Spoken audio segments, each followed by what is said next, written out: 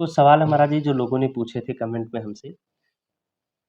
एक तो ये है कि महाराज जी क्या श्वास को नियंत्रित करके उम्र बढ़ाई जा सकती है? क्योंकि वो बेसिकली वो बैटरी की तरह है ना। कि एक बार हार्ट जो बना वो इस पंप की तरह है, वो कितने हाँ। टाइम कर सकता है, हाँ। या वो कितने टाइम तक ये होल्ड कर सकता है एक साथ टुगेदर। तो उसको तुम जितना ज्यादा कम यूज करोगे, जैसे कम बोलोगे, ये सब चीजें कम ही करोगे, सिस्टम को बार बार यूज, तो उसके हिसाब से तुम्हारी उम्र तो बढ़ जाएगी। वो तुम्हारे ऊपर है, जैसे कई बार जरूरी नहीं कि उम्र बढ़ना बड़ी चीज हो। जैसे तुम फिर तो इस हिसाब से जब हम रनिंग करते हैं तब तो पंप बढ़ जाता है, तो क्या जो रनिंग करते हैं उनकी उम्र कम होगी फिर?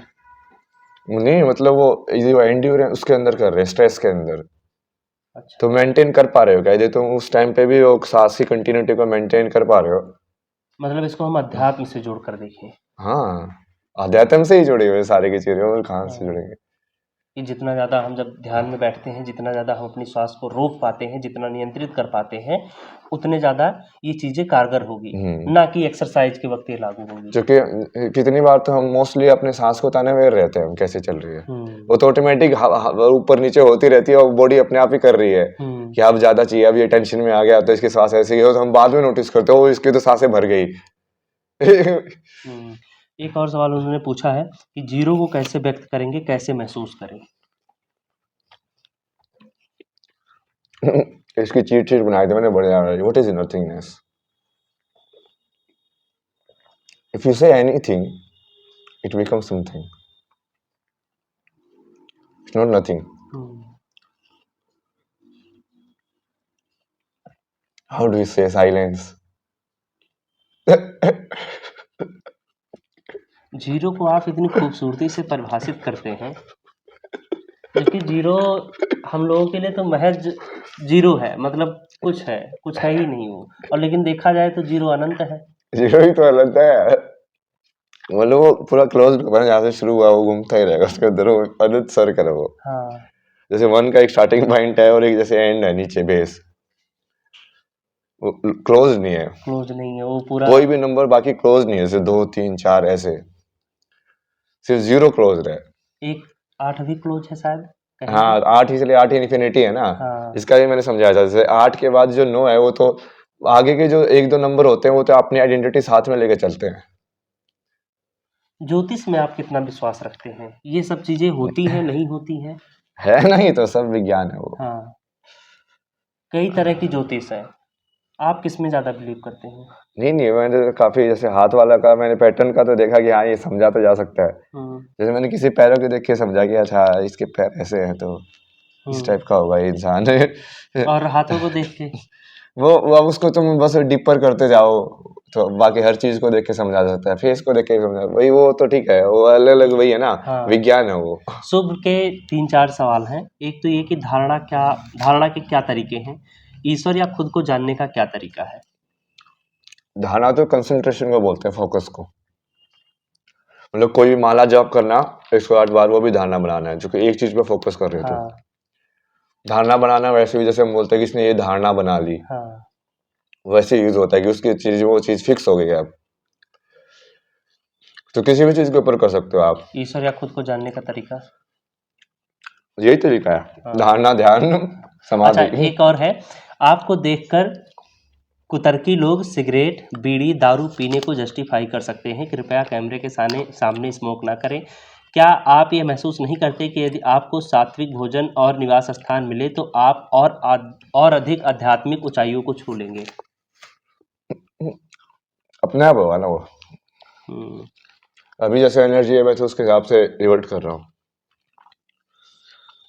एनर्जी बेटर हो जाएगी तो अपने आप इमेज बेटर हो जाएगी, क्योंकि मैं तो सिर्फ उसके रिफ्लेक्शन में हूँ। उन्होंने पूछा है आप शारीरिक रूप से स्वस्थ नजर नहीं आते हैं, भोजन या विश्राम की व्यवस्था ठीक नहीं है? वो तो तुमको बताइए यार, विश्राम तो कहाँ मिलता है मेरे को। कल रात को मैं आराम से एक जगह सोया हूँ। हाँ। अच्छा, हम लोगों के निकलने के बाद में और भी इंटरव्यू हुए थे। कब आया था मैं यहाँ पे? 7:30 के आसपास पहुंचा था यहाँ पे।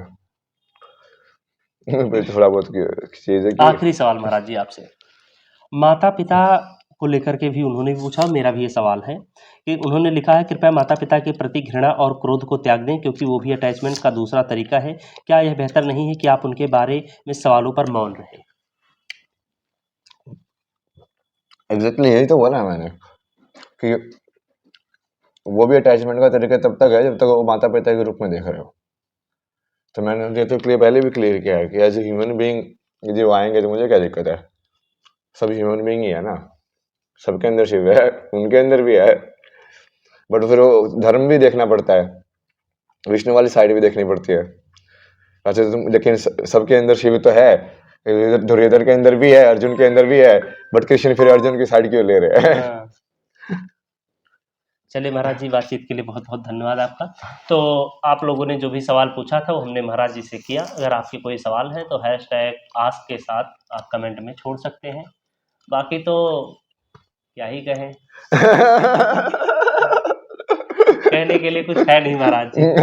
सच में मतलब एक जो कल लड़की ने कहा था, मैं भी उससे कहीं ना कहीं इत्तेफाक रखता हूँ कि हाँ, बहुत ही आज के जनरेशन की भाषा में कहें तो बहुत ही कूल, कुछ भी आपसे पूछ लिया जाए, हर सवाल का जवाब है। यार क्योंकि मैं सवाल के समझ रहे हो बहुत सारे तरीके से जवाब दे सकते हो तुम। सिर्फ जैसे जब भाषा नहीं समझते हो तो एनर्जी में भी रिवर्ट कर सकते हो उस चीज को कि मुझे एनर्जी में कैसे महसूस हुई है। फिर उसके बाद तो साइकोलॉजिकली उसको वो करो, इसका वो करो, फिर तुमको सिर्फ वो पैटर्न समझ के उसको भाषा को ही तो समझना है। भाषा अनलिमिटेड थोड़ी, अनलिमिटेड होती तो एआई कैसे कैप्चर करती? इतने सारे पैटर्न से कैप्चर कर लिया उसने सारी भाषा को। एआई से आप कुछ भी पूछ लो, मेरी तरह ही हो, वो सारे सवालों का जवाब देगी और बढ़िया तो देगी बल्कि। कुछ भी पूछा जाए उससे, ये तो है। तो उससे क्या किया, बस बहुत सारा डेटा इंजेस्ट करके उसका स्ट्रक्चर बना दिया आप उसमें। अच्छा, क्लाइमेट को लेकर बहुत सारी बातें होती हैं, ग्लोबल वार्मिंग को लेकर होती हैं। आपने कहा था सोलर फ्लेयर वाला कि दुनिया खत्म हो जाएगी, सारी चीजें। ये तो होने वाला है ना वो। इम्बैलेंस है ना बहुत ज्यादा। अभी जैसे मैं इंटरनेशनल न्यूज का भी देख रहा था, सारी चीजें इम्बैलेंस की वजह से हो रही है। उस इम्बैलेंस की वजह से फिर ह्यूमन माइंड भी, चूंकि हम सिंक में है, तो वो भी इम्बैलेंस की तरह इम्बैलेंस लग रहा है, पूरा बॉडी भी इम्बैलेंस्ड है। हाँ। सारे के सारे जो तत्व है सब इम्बैलेंस में है ना। पानी भी इम्बैलेंस में हो गया, हवा भी, फायर भी, कुछ ना शुद्ध पानी भी नहीं मिलता है, शुद्ध हवा भी नहीं मिलती है। जैसे हवा ये एसी इन सबसे ले रहे हैं, पंखों से ले रहे हैं। हाँ। तो हवा वाला तत्व थोड़ी है, तो उल्टा प्रोड्यूस क्या हुआ है। अच्छा, बिग बैंग को कैसे देखते हैं, जो यूनिवर्स क्रिएट हुआ?